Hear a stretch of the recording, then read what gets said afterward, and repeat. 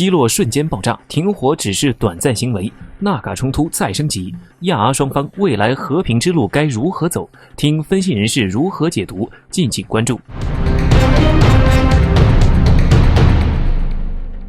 据俄罗斯卫星网最新报道，日前阿塞拜疆国防部宣称摧毁亚美尼亚武装力量3架无人机，其中2架是在亚阿边境线摧毁的。同一时间内，亚美尼亚国防部公布了击落阿塞拜疆无人机以及一架 AN-2 飞机画面，击落瞬间爆炸。就在前2天，亚阿双方签署了一项停火协议，然而一纸协议难消亚阿夙愿，亚阿冲突持续不断。俄罗斯、美国、欧盟都曾纷纷表态，敦促双方立即停火，通过和平谈判解决分歧。分析人士指出，此前的停火很大程度上是回应了俄罗斯的呼吁，同时希望维持国际社会对自身形象的认可。但是冲突的复杂性注定此次停火将是一个短暂的行为。根据此次冲突中所造成的伤亡来看，其是自1994年分裂战争结束以来最严重的冲突。截止到目前为止，该次冲突已导致数百人丧生，其中包括大量平民。而最近的一次战斗中，阿塞拜疆军队出动了大批空中力量，在交战区上空发射大量空对地导弹，亚美尼亚军方损失惨重。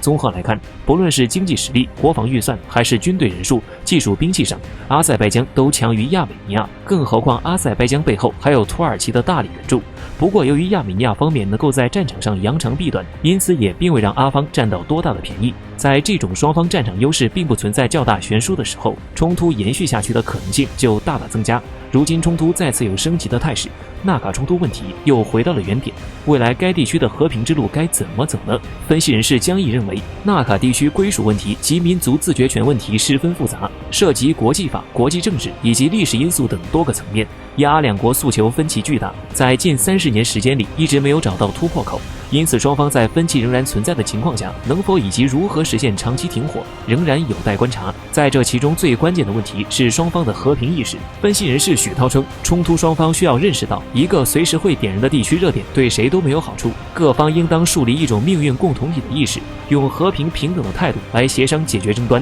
只有在这样的立场上签订的停火协议，才能够最大限度地缓和地区局势。